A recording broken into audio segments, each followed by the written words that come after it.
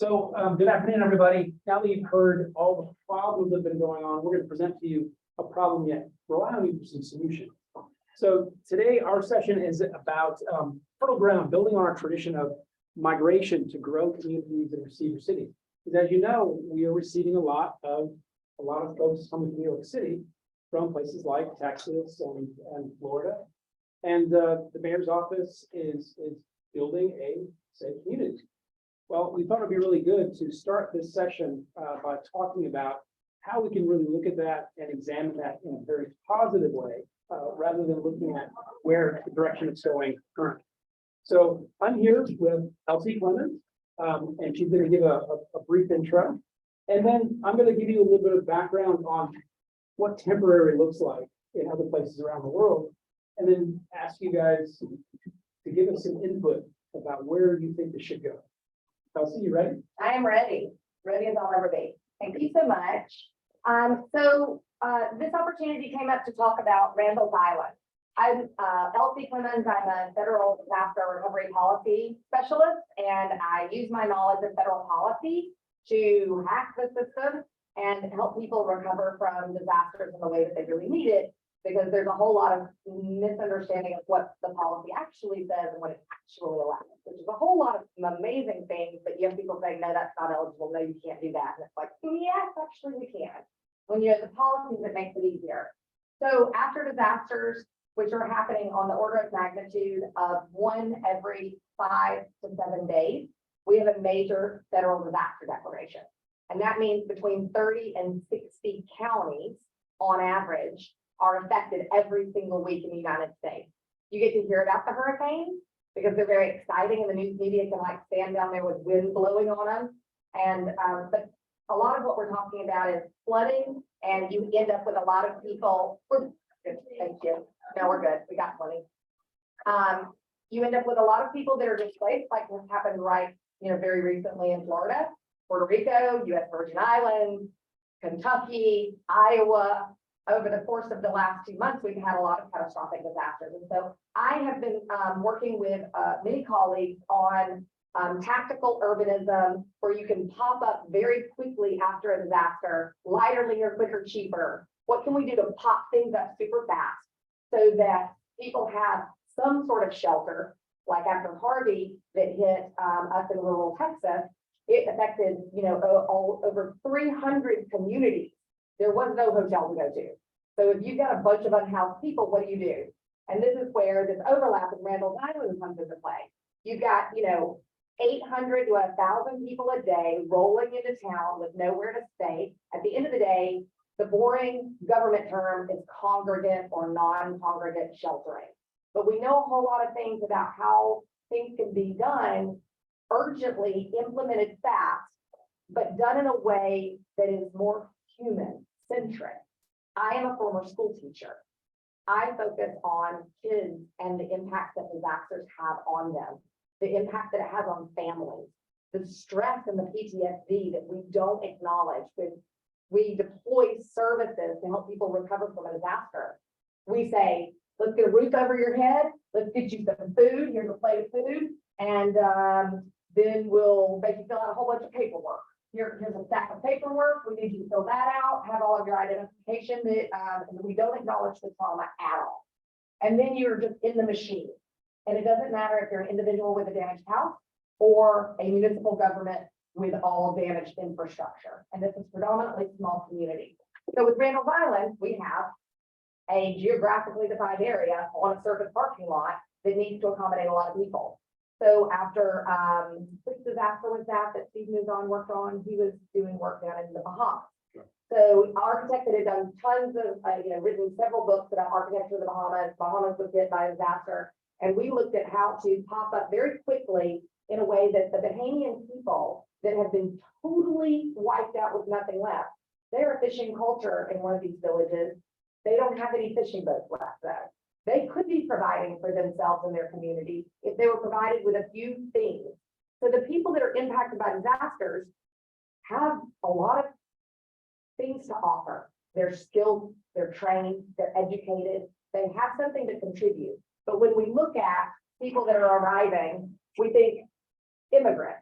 the unwashed masses, right? But these are people that have a variety of skills. Some of the skills that people are coming in with are exceptionally needed skills here in the United States. So this is what we've got now, right? So we've got people arriving to Randall's Island by bus, thanks to the great state of Texas, where I'm from. And Florida. And Florida. a little bit of Florida, sure. And what this session is intended to do is to focus on the ways in which what is happening right now on Randall's Island actively today with a big giant tent and 1,000 cots inside of it, which doesn't have any humanity to it, right? The best intentions of government forgetting about the people and what kind of people and who are these people, and what are the culture of these people, and what is sensitive.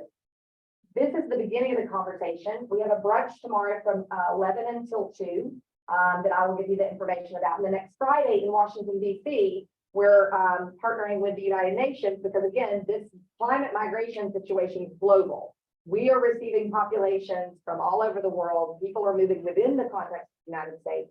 So we are continuing this conversation to talk about the money that will allow us to be able to do better things and prepare for the migration that's occurring. So we've hit on, this is something that we've done forever.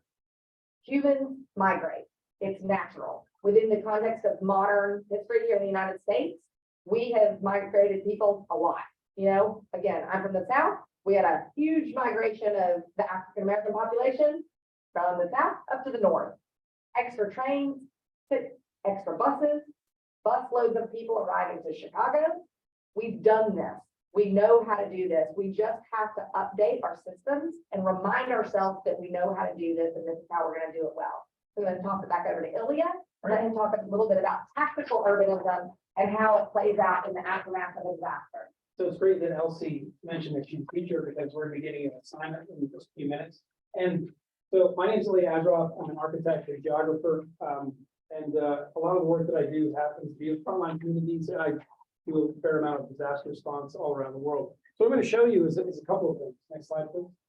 Is that, as mentioned, you know, this is a problem that is global. Every minute, 24 people are displaced by disasters. In this 1 hour session, that's 1,444 people. That's every hour. So by 2050, it's 200 million people on an annual basis. That is a projection. So we not only need to remember we can do this, we actually have the imperative we must do this. And this is just a shot of, this was post Hurricane Sandy. And no, that's good.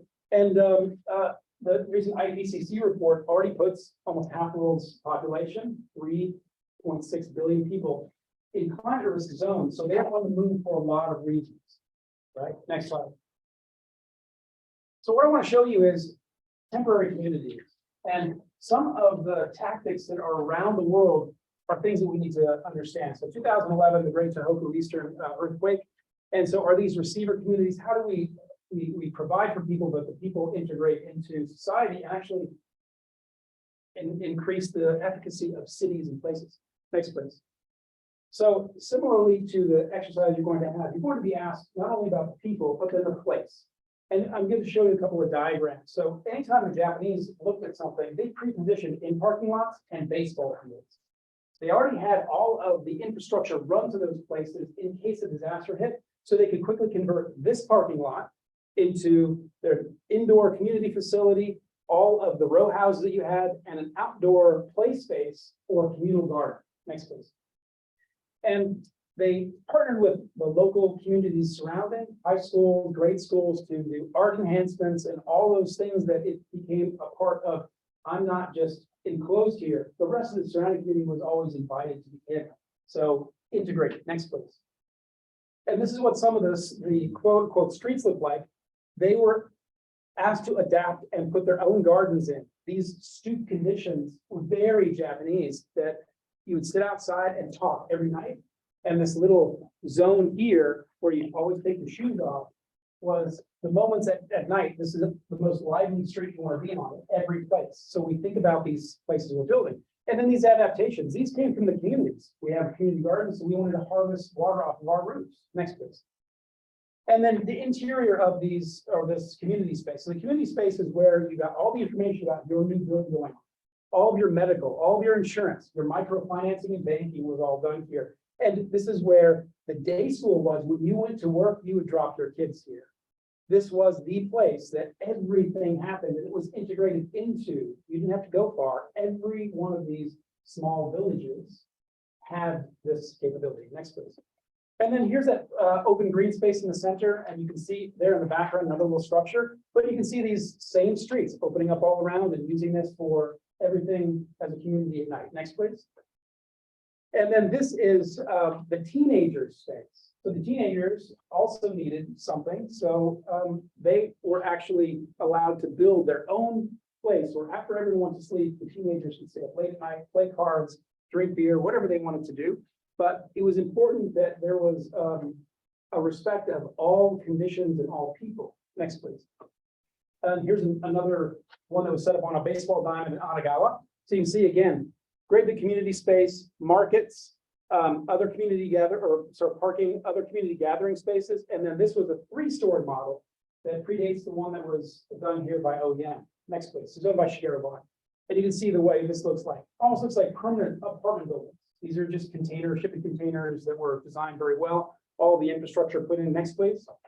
And here are those community spaces. They were communities that would open up into multiple shops or into concerts, as well as other shops and things like that. You can see the high school in the background. Next, please.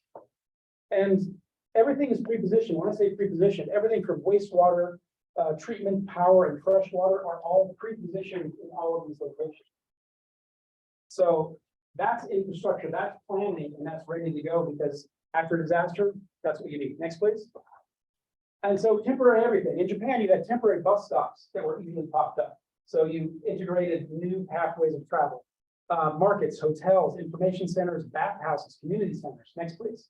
So here are, again, another evidence, baseball diamond, and this is the overhang of this roof, and you can see all the shops that were set up immediately so people could start their businesses again. Next, please. And other views of other shops in other cities, Ishinomaki and others, with temporary banking and finance put up, office space. Next. And here's a temporary bathhouse that was popped up immediately after the disaster because it's so culturally significant. Next, please. And a temporary hotel that not just the aid workers, but people who are displaced, their relatives who come from different parts of the country to come and visit them while they were in their displaced housing. Next, please. And this is a community planning center, temporary. This is the last slide that I have, noting that governance and the ability to move forward as community planning and working with government agencies was also thought about as temporary. Next, please. So it's time to do. We're not calling this a workshop, we'll call this a do tank. Something that Elsie and I talked about is that more often than not, we pull together ideas, it doesn't go anyplace. What we want you to do is to actually do this kind of essential quick work of giving some ideas and thought about how we can move forward with these 7 lifelines. These are the FEMA 7 community lifelines that you have here. There are considerations we want you to have when you think about the human side of it. So what is safety and security from the standpoint of these people coming, right? And what does food, water, and shelter mean in the context of culture and people? What does health and medical? And as Elsie said, you're probably displacing doctors, you're displacing lawyers, banking and finance, you're displacing people who may have dietary restrictions, people who know how to do things that are very specific to culture. What do all of those mean? In addition, energy, communications, transportation, and things about hazardous materials. When you think about that from the human side, we're going to ask you quickly to think about that on the side of what this looks like. You want to take it from there? Yep. So I need all of you to have a piece of paper, and I can throw some of these to you in a pen. So this is a doers area. Yep. So you got to do. Sorry, your free labor. That's what we're using you for. There you go. So you've got 2 sides of the piece of paper.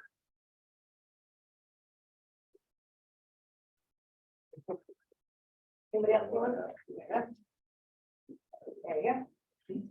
One of the sides of the pieces of paper is going to be used to think about the way in which you humanize this for the actual population of people. We're using as an example right now, specifically Randall's Island, because we know the population demographic of the people that are coming to Randall's Island. These are people that are showing up at the border fleeing extremely difficult conditions in Central and South America. 50%, approximately 50% of the people showing up at the border are from Venezuela. We know the demographics that are coming in. Approximately 30% of the people that are showing up are children. Okay, so Venezuelans, they are bused, some with knowledge, some without knowledge. They show up in New York City. They have no idea what's happening, and they are going to be experiencing in very short order a New York City winter. And do you know what Venezuelans are not really accommodating to? Is in December, their weather year round is between 65 and 83 degrees all year.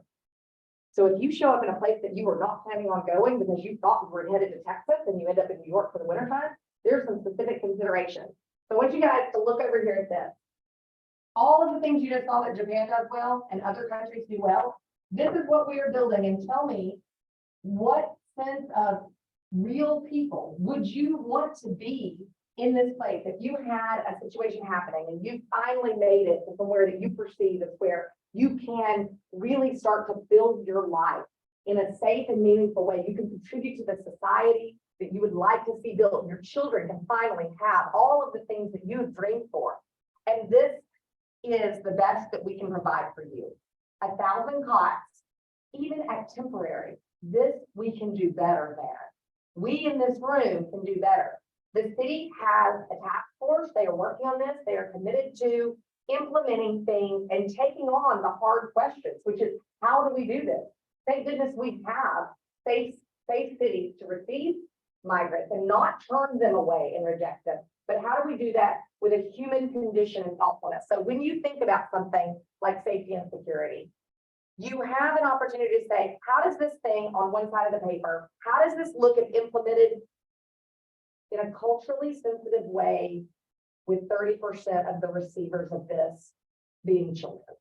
How does it look with cultural sensitivity to how it feels to someone that shows up in a place that they've never been? How would you feel when you show up? What does safety and security look like? Lights everywhere all the time? I would hate that. It would make me miserable. You know, what does this look like? What does food, water, and shelter look like? Oh, I gave you a roof.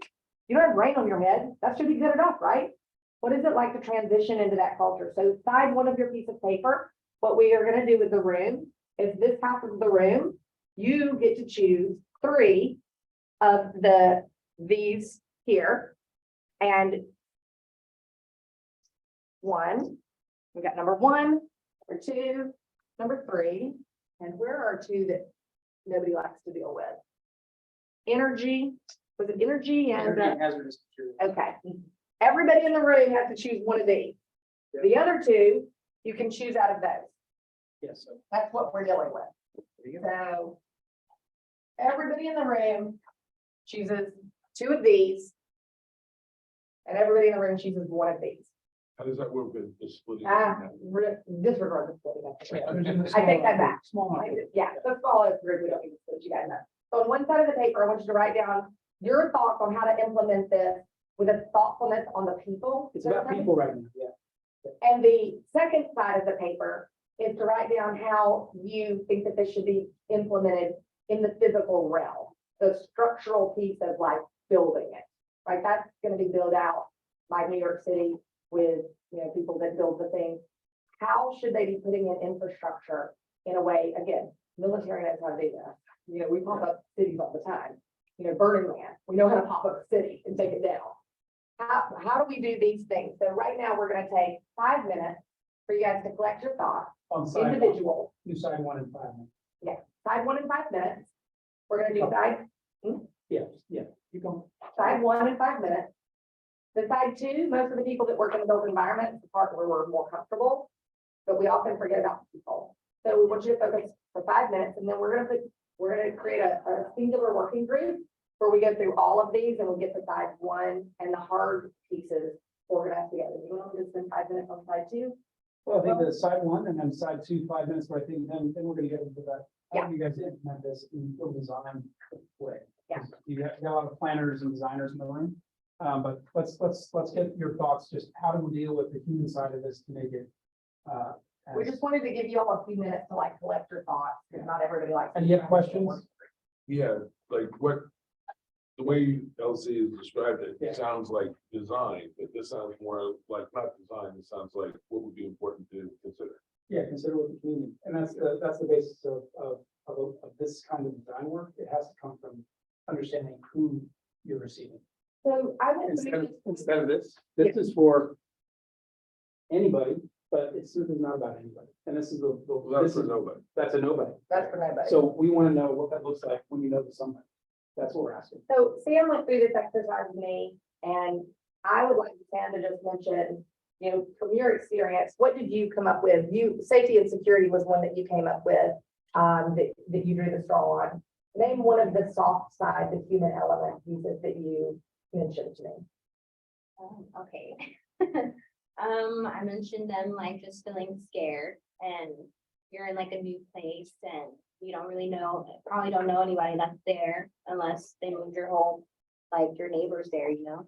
So maybe having a security guard that like walks around and like, you know, or someone that's stationed somewhere so that way they can go to them and like they feel safe going and like talking to them like, hey, this person makes me uncomfortable, or, you know, just like that sense of protection, because sometimes for people of color, law enforcement can be a little intimidating, and you know, so maybe somebody that looks like them, and you know, that they can feel comfort and not judged by, you know, the person, like looked down upon, like you kind of said, like they're kind of like maybe they already feel like a burden.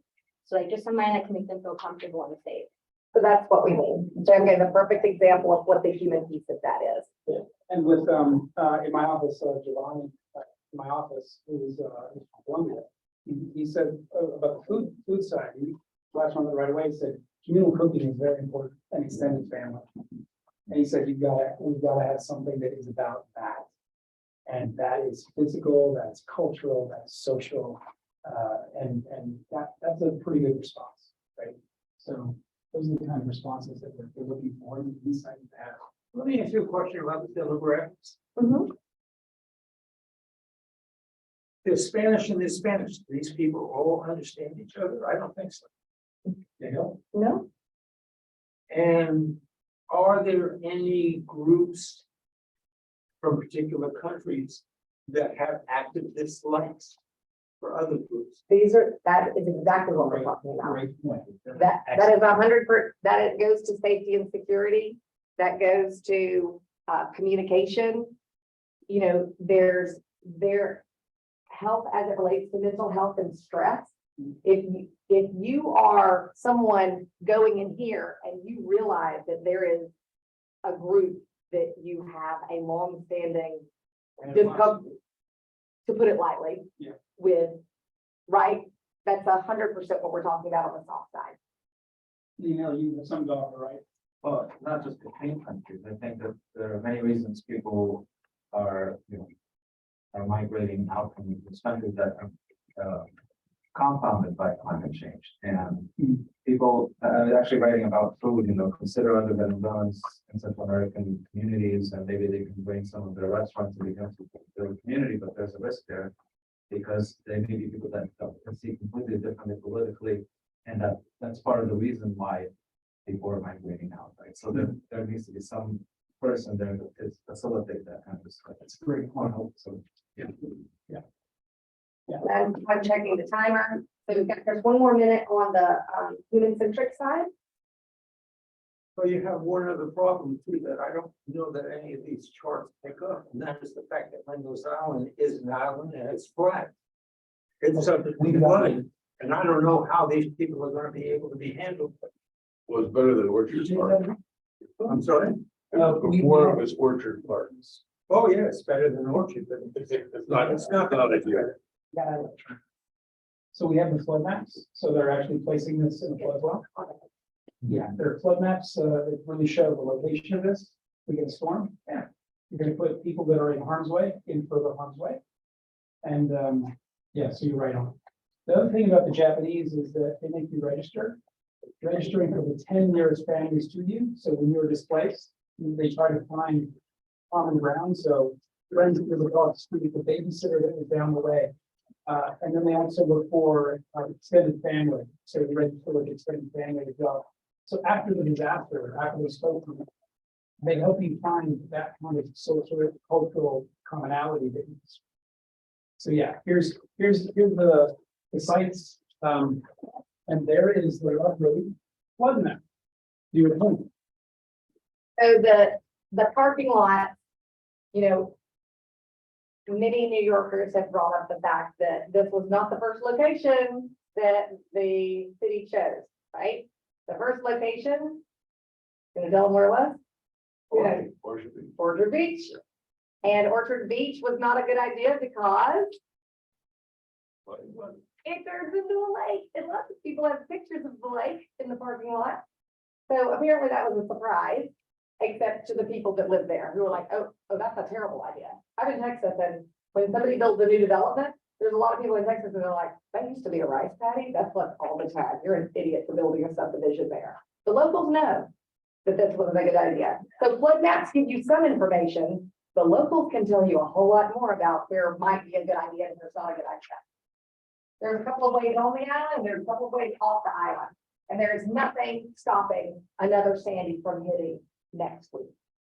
There is no guarantee that we don't have another Sandy that hits a different set of places from a different angle next week. And what happens with a whole lot of people in a giant tent in the middle of winter on an island with all transportation shut down and no electricity? How many people are going to die in that scenario? And that is not what the city wants to do. The city wants positive outcomes. They want to take care of people. There is a big-hearted desire. But this is about helping showcase how we know how to do it better. And then what we're going to be getting to, like, at the end, again, to remind you guys, this isn't just about Randall's Island. This shows in the darker colors where the places in the United States that will be less impacted by climate change, and they have lower levels of risk.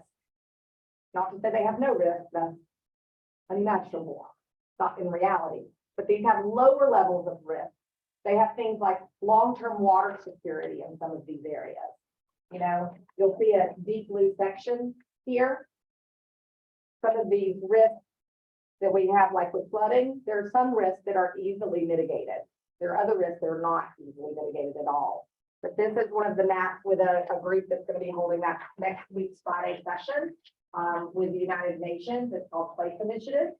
And they are looking at where the cities are in the United States, where if you end up displaced, and let's just say you don't want to go back to a dangerous area, like a lot of people that were displaced by Katrina, they ended up in Houston. They were not happy after Harvey. They were like, man, I left Louisiana for this. So they don't know where to go. And so this is a long-term conversation about if people want to be relocated somewhere, where do they end up, and how does a place that wants to make people feel welcome and be taken care of in an authentic and genuine way, how do they implement it? All right. So how are we doing with the, Yeah. with Y'all flip? shall be finished? So Flip the flip side the two. side two. Yes, Yeah, go ahead, Lynn. Talking about it with April or? yeah, we're gonna flip and do the hard side, side two. And then we'll share us. The hard side, side two is the built environment. Yeah. It's the land planning, the stuff that most of us are more like comfortable talking about. Like the power grid and solar and rainwater harvesting, and how are we gonna, like, you know, the infrastructural pieces that are, as one of my friends says, pardon my language on this, but one of my colleagues always says about developers, like he says, this is what people think of a developer is, and he shows a picture of Darth Vader. And he says, as long as a small incremental developer, you are slightly less terrible than this guy. That's all we're going for. So Your we want to friend be, was being turned. yeah, There you go. we want to be slightly less terrible than this, and I think we can do a whole lot Yeah, better. and so think about, as I just showed you some of the examples of these pop-up communities in Japan, it's not about shelter. It's about community. It's about being part of transportation networks, power, banking, finance, circular economy, elevating people to a place where they basically are not just caring for themselves, they are instruments of their own recovery. So that's the point of what does this now engender in a physical sense, that you've seen the sort of warehouse barn method that is being deployed. versus something that is more of the humanistic side that you've already had on top. So we'd like to see what that, or hear what that looks like. Can I just bring up a couple more things on side A? Go ahead. On water. Yep. Not everywhere in the world has this clean water as New York City, at least for now. So, thinking about how to discuss that with people coming in so that they know that they don't have to wait for bottled water if they can get water to them. I think it is going to be affordable. That needs to be a conversation. That is a wonderful, that reminds me of after Katrina, when there were many people on their rooftops that refused to be rescued by the helicopters because they couldn't afford to pay a bill. Even though there was no bill coming to them, their experience is there is always a bill to be paid. And I think the other one is transportation, just because one is an island. But two, in a lot of places, public transportation is a whole different kind of. Are they allowed to leave? Yeah. So they can come and go? The exact setup, I've not been down there, so I don't have any firsthand knowledge of exactly what. But the idea is what would this ideally look like? It would look like it was somewhere else. Exactly. So how do we get to engender that in this response? Because I think there's a better way to do this. It's been proven in multiple countries. And we have New York City representatives here, and a lot of the people that are participating work with the city regularly. And Ilya works with the city regularly. Pippa works with the city regularly. There are many of us that work with not only like the city, county government, state government, and federal government levels, the nonprofits that support so many of these actions. So the goal of this is literally an output of a doer's guide to a receiver place as implemented, as to modify what they've got right now. Great, they've got a good intention and they've got some things mobilized. We have some costs, wonderful. How do we take the next step? This isn't going away, right? We're only 2 weeks into this. So as it evolves and we modify it to be better, we take the baby steps to make it better. And then we teach other places how to start from not that, how to start at the incrementally less bad thing and get better from their side. We're bad fellas. I mean, I can basically know, but we're really on it. Like communal spa, like think of like a sauna for groups of people. In our showers. The Japanese, I lived in Japan for about 14 months. And so in Japan, you bathe to be clean and then you soak or you spa to like for relaxation and health purposes. So bathing is to like clean your body before you go into the group. So why don't I see restaurants? But you can talk about what Yeah. this particularly is. So the architects that did that, they realized immediately that the one thing that culturally needed to be supplied is the notion of cleanliness. And to be able to have that utility for the people who have lost their homes because they knew they were going to be displaced in rapid shelters before they got to these pop-up shelters. So the architects that did it, I spoke with them when I was there on the recovery teams, and they were amazing because they just said, yeah, no, we designed this, popped it up, and we put it in 4 communities because that piece made people feel as though it was going to be okay. And if I go back to that slide, there are 2 sides of it. There's for men and women. They could only have 2 or 3 people in each side at a time, and it was done very respectfully. Keep going back. Oh, it was going forward. Sorry. Go forward to. It's like the second to last slide. Keep going. There was that one. There it is. So you have the men and women's side. So they're like cabanas. Little cabanas and go inside, and it was U-shaped on the inside, and there was a little portico that you could change and things like that. But there was no way to get yourself clean after that disaster. So this is one way that they provided for the communities. Amazing. And why would not restrooms in that list of facilities? Temporary restrooms? No, they're in the pop-ups as well. So I didn't put them in there, but pop-up sanitation. The thing that they did because it's right at baseball diamonds, they're high school baseball diamonds with gymnasiums. So the function of the water and power and everything that was ran to the baseball diamonds, in addition to the high school itself.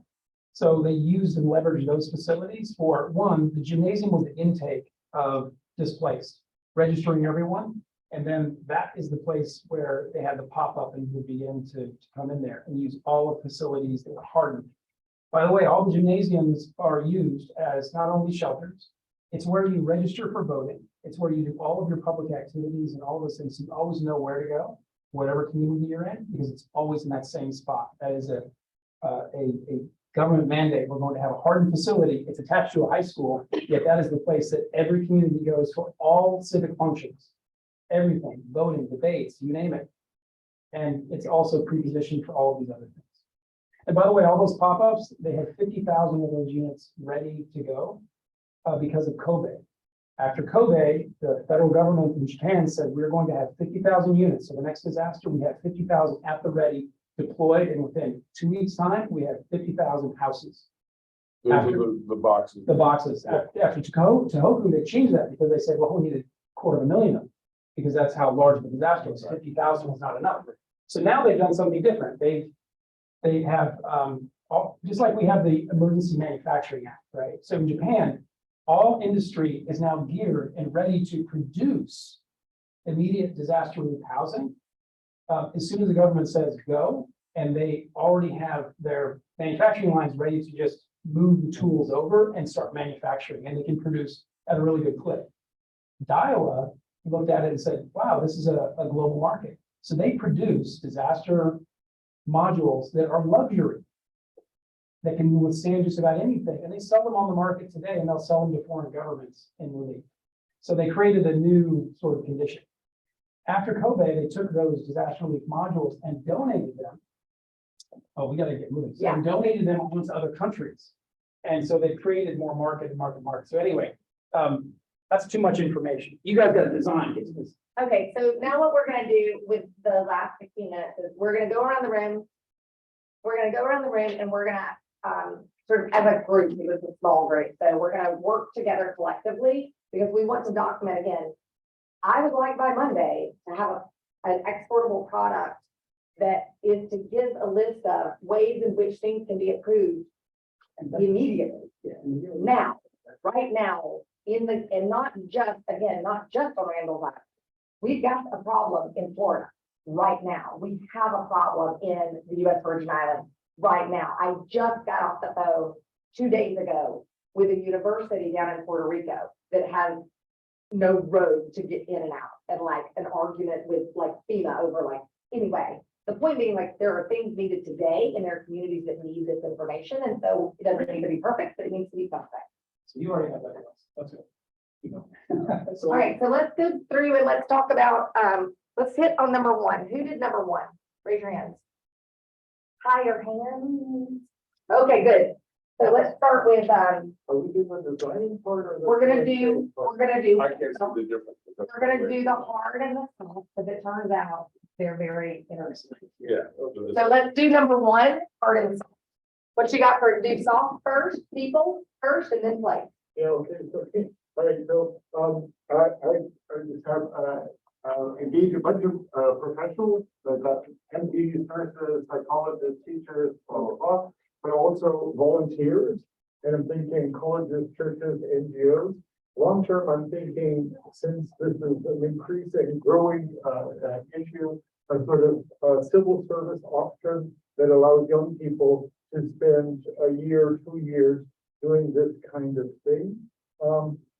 Everything's Spanish, so we need Spanish speakers, obviously. This country is functioned by de facto bilingual, should be officially bilingual, but that's kind of an issue.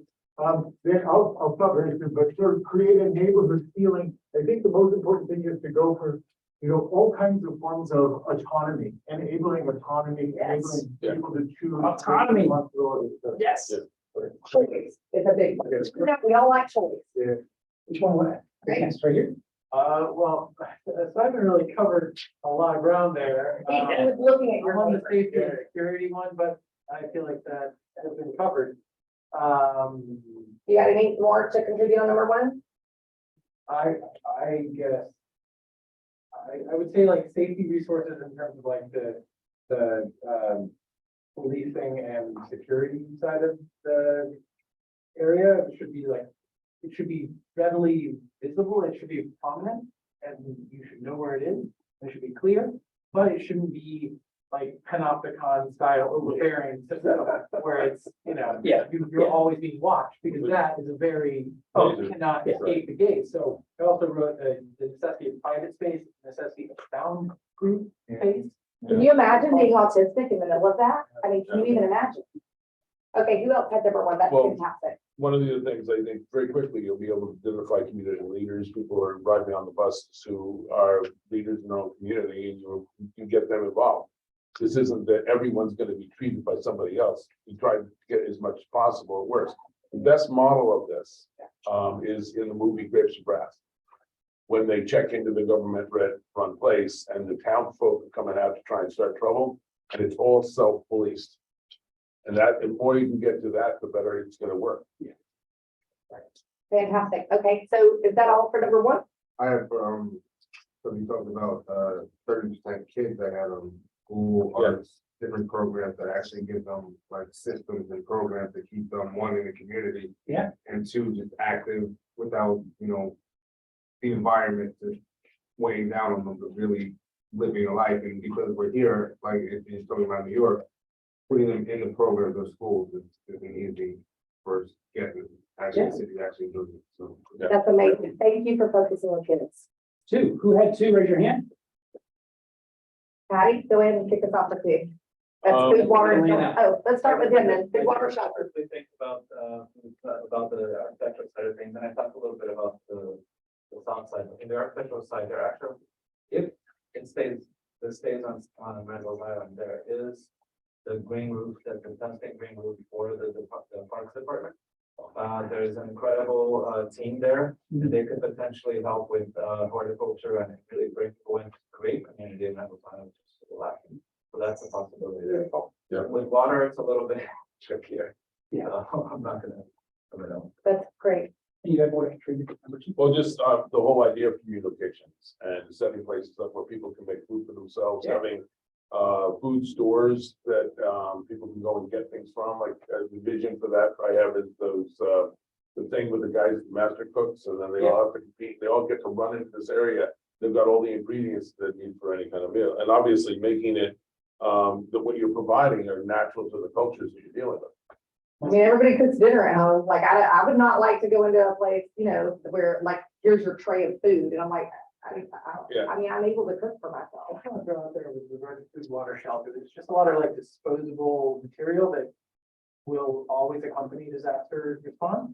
And as much as the material can be reused and be durable, that seems to be something That's that's smart. useful. Okay, three, Who has three? Raise your hand. All right, go ahead. quickly, Patty. Health medic, I mean, you need to have staff stations that are 24/7. You need to have health professionals on site. I don't know if there are people coming with medical training. I mean, half of the baristas that I know are people who actually in their other country were brain surgeons or rocket scientists. So it's, the fact that they're not in their country doesn't mean they don't have the skills. So embracing their skills and providing access to prescriptions. The idea, the way you've got the cabana concept, which is good. If you can't serve it in more than Katrina cottage type things for families, that you'd integrate the health, adjacent to that, so that people getting themselves cleaned up and stuff, or having to have something done, and then being able to clean up after. That's really great, especially about pharmaceuticals.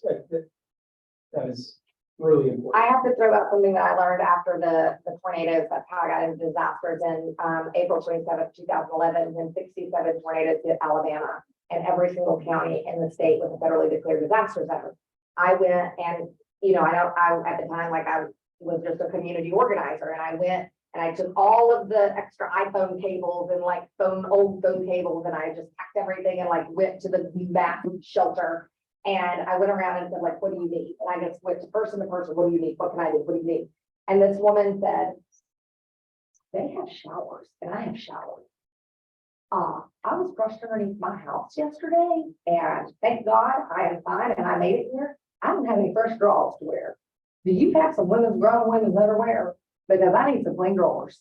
And I said, she said, y'all got diapers for days, but us grown women need some underwear. Yeah. And we need to clean ourselves up and feel dignified. And I said, now, I don't have it, but I know somebody that does. And I made several phone calls and Fruit of the Loom showed up with women's undergarment. And to go back to, cultural things, different types of cultural undergarments are appropriate. Absolutely. So next is number 5, right? Oh, wait, yeah. I think you need a lot of psychological, psychiatric help. Yep. And it's gotta be indigenous to the various cultures that are living in there. You can't just superimpose a Westerners, whatever, to these people who come from different cultural backgrounds. Yeah. In addition, when you're talking about female products, you also have to put in the female requirements for whatever. So each of these cultures might in fact have a different version of what it is that are required. Yeah. You've got young women that are gonna start menstruating for the very first time in this. Can you imagine the terror? As a 15-year-old girl in the safety of my home, I know how traumatic it was. I can't even imagine.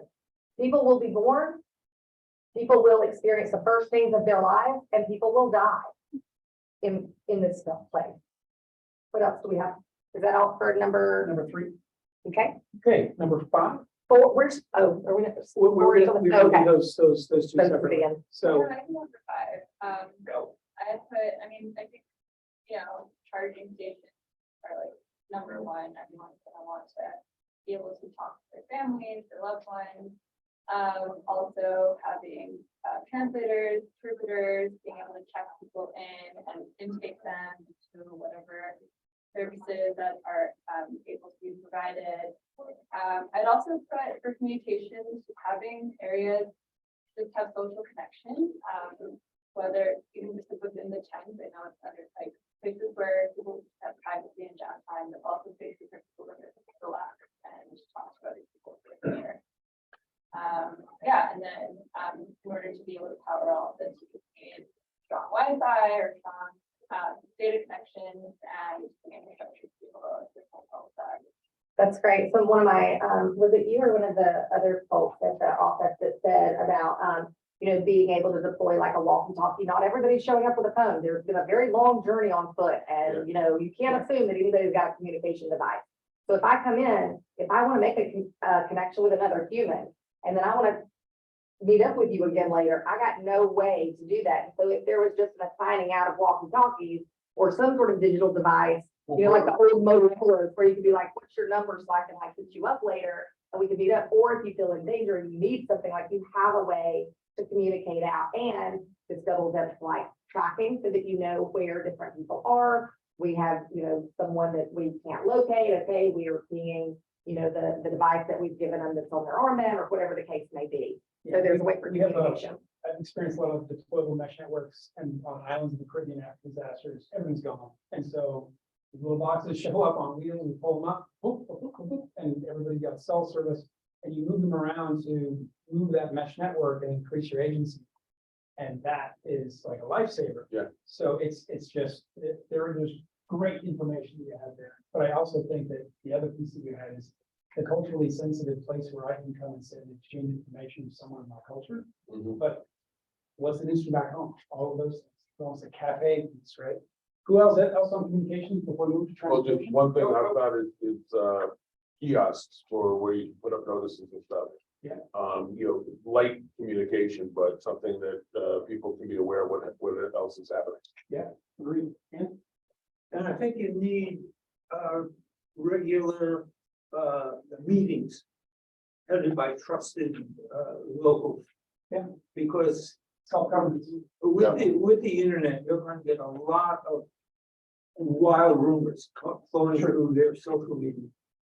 And you've got to be able to have a place where these people feel safe to ask about what's going on and what those questions are. My neighbor's from Ukraine, so I get that all the time. She's like, my village is gone, and I rely on like, how do I find out what's really happening back home? So yeah.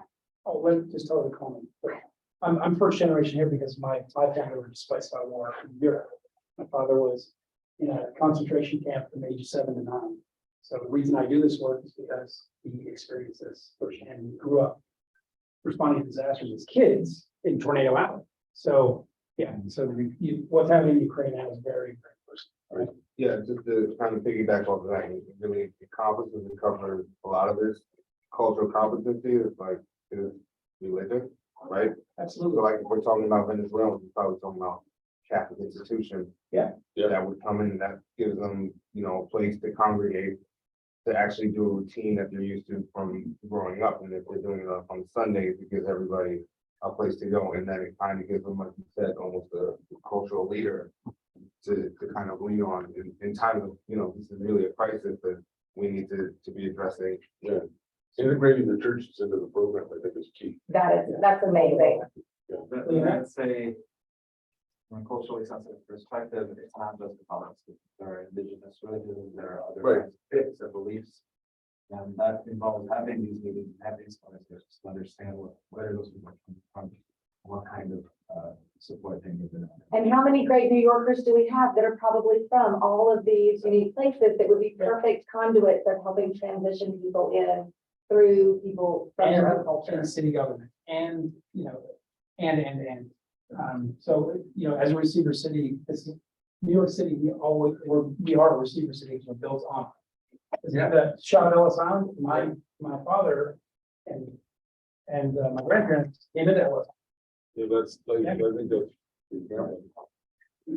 Yeah, go ahead. To follow on that a little bit, because I mentioned asking them.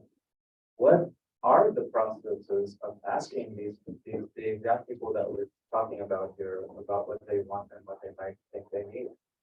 Exactly. How does that actually work? I'm actually just asking because I know less about the. There is not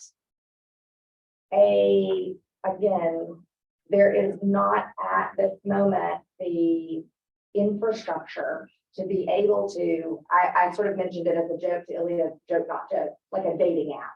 Where you like Patty mentioned, like these people are on a bus for 30 hours. Like they got a lot of time on their hands. There's plenty of time to source information from people. Who knows what, who knows who knows how, Who has medical training, who has background, who has this, you know. stand up a community instead of standing up someone to stand them up. Right.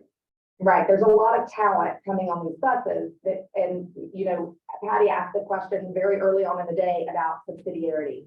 And we talk about it a lot, the lowest level that can handle it themselves. We do not need the government to solve all of our problems. We do need them to not do that, so that we need them not to prevent us from being able to solve our problems. Number 6, who had number 6? Transportation. Someone mentioned that this is an island. You're right, it is. Yeah. Transportation. Let's hear from you. Volunteers. There's bus service to Reynolds. I've taken it. It's got to be substantially expanded, but part of this might have to be for the wheelchair bound, which is a separate kind of a bus system.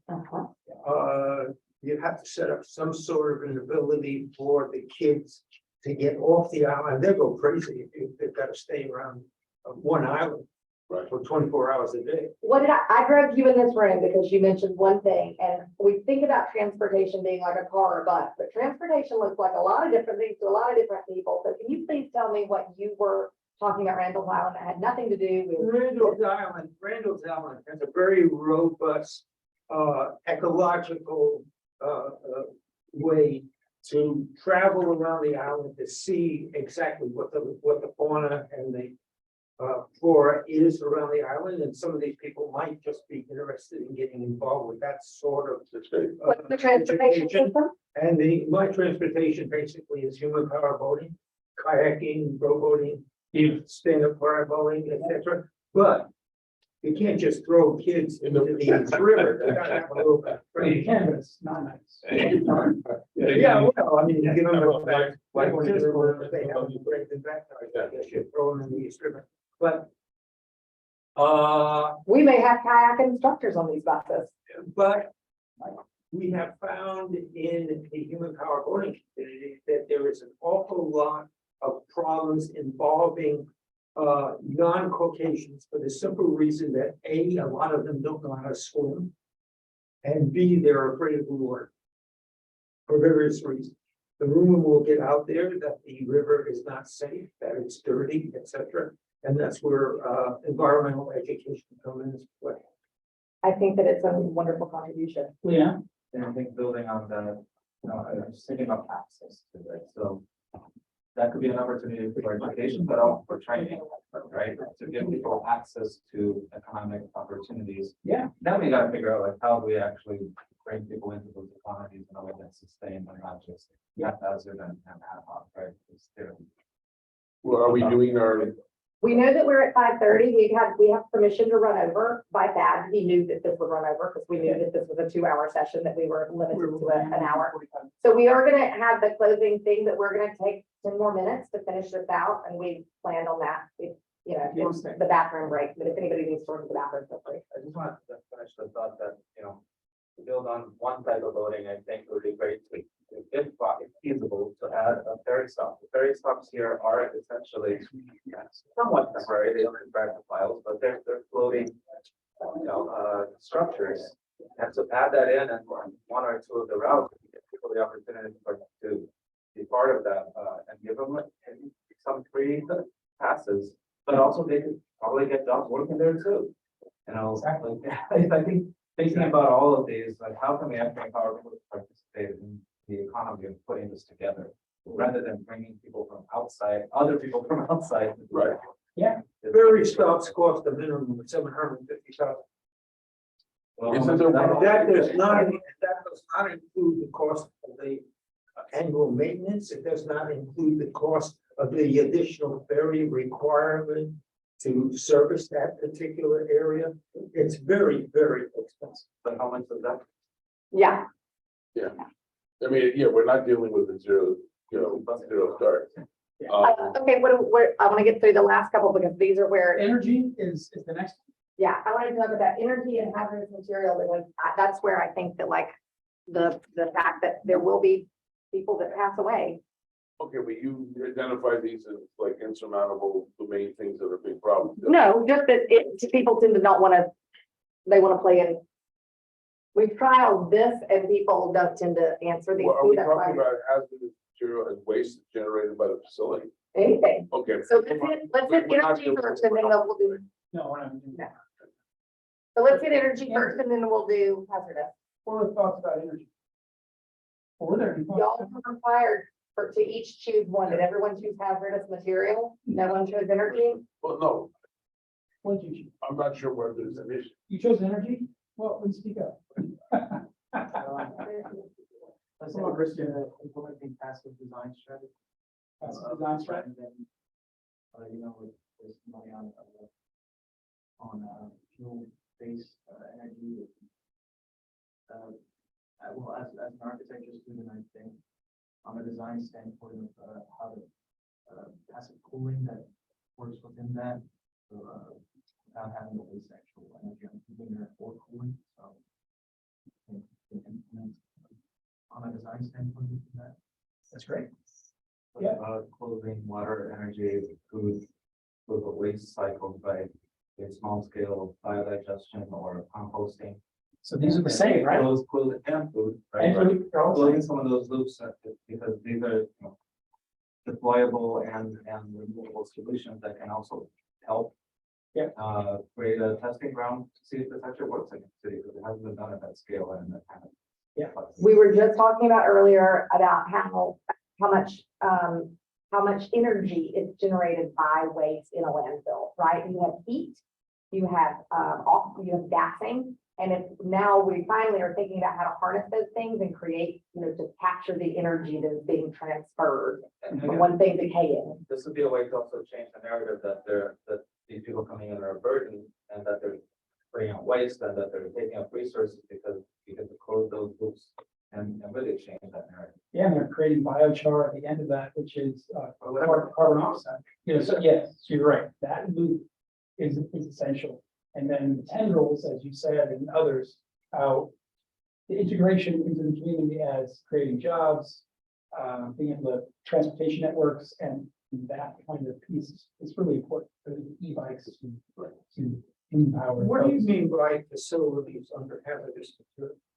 These are just from the community lifelines, from the FEMA definitions. The reason we put these up here is any of the decisions that are made fits into a federal framework. Federal frameworks easily tap into money.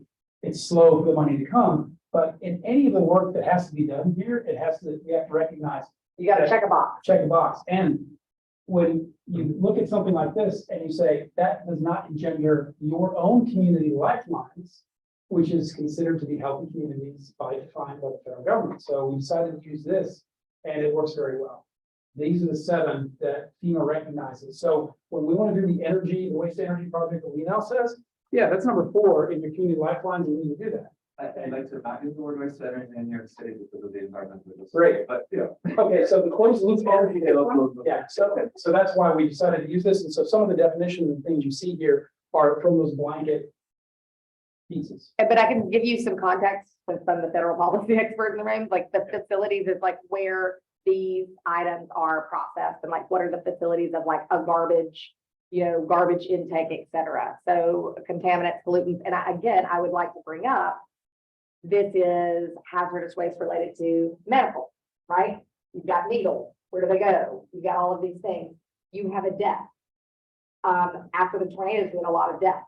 And what is very distressing, especially with aging populations, is like when someone just disappears and you don't know where they went. Did they die? Did they move away? And so some way, like to think about contextually the humanization of dealing with things, the reality, using the bathroom, taking showers, waste, etc. We're about ready to leave, but you haven't talked about the possibility of changing the interior of those rows and rows of Well, those have to be replaced. concentration type pumps. So what we end up with is the name of the session was about congregate sheltering. Is there any one of us, and we learned this through COVID, is congregate sheltering the healthiest, safest way, no matter how you define healthy or safe? Did we learn anything about congregate? Is congregate the right way to be doing things? No, No, it isn't. We learned that already. We've learned it in the past 3 years. We have ways to do non-congregate sheltering. And the beauty that came out of COVID is that the federal government fully embraced the terminology non-congregate sheltering and had a fund non-congregate sheltering. So why is that what they're doing? Because if you have to house 1,000 people, that's how you do it. But you could put in an interior partition, Oh, you can also do smaller private tents. or you could build up a little bit. That's a pretty tall structure. You could also have a second story in there. Second or third story. You could also have buildings that pop up, modular buildings that pop up 3 or 4 stories tall. There is nothing about temporary that means a circus tent. Yeah.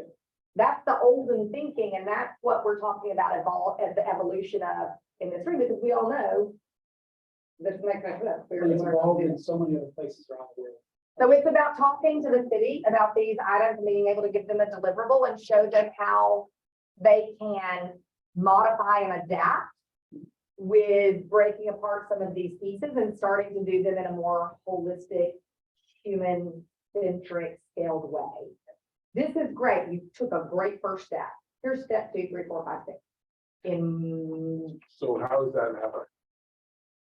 Well, this session ends. We aggregate this information. We create a doer's guide by Monday. And The United States has experience with this before. That's with the Japanese in World War II. Yes. we have a lot of experience with this. After Harvey, after Katrina, after Sandy. We've actually done this. Well, I was just thinking in terms of different cultures. Well, also, do we have Katrina Cottage as possibility? Is that, So Texas, I showed Ilya, I just got a notification last week, one of my colleagues was at a thing, there are now, they cost about $4,000 to $8,000, that's the fully all-in deployed, connected to electricity and water, they're flat packed, and they pop up in minutes, and you can deploy like 5,000 of them, like in a day. So there are some really great products out there that add for this kind of thing, but you have to kind of happen. So we would love, I will speak for the I would love to get your contact information if you would like to help move this initiative forward, because I I already know where you live, Brian. So if you're interested in helping move this forward, this is something that Ilya and I are emotionally connected to and very passionate about. He's here.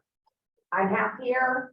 And we just do it. We just call the people we know and What help will that require in terms of, in my time? I don't. have- anything you want. All right, there's something you left out in all this, which is probably in one of these short things, and that is the importance of getting the people who work in the island and on the island itself integrated into meeting and interchanging with the new residents. ambassadors. Community engagement. Good word. Just let them know that, yeah, but they will be treated in a different way if they're looked by the employees of Randall's as people with interests and with cultures, and they're not all just bad people. Exactly. Yep. And so we packaged this up. Again, there's a luncheon tomorrow, 11 to 2, and I can give y'all the address of that. And then, going into next week on Friday, we have this event in New York City. If you would like, in DC, thank you. In DC, and you can participate virtually. And I don't know if people can see there. You won't be able to just stand there and hold up. No, the other way, so there's nothing needed. Well, that is the casting camera. That's for people are joining from the internet. Okay, they're, So- and here from the internet. Right now, I just said, Oh, shit. If you participate, leave us your contact information, many of you already know how to get a hold of.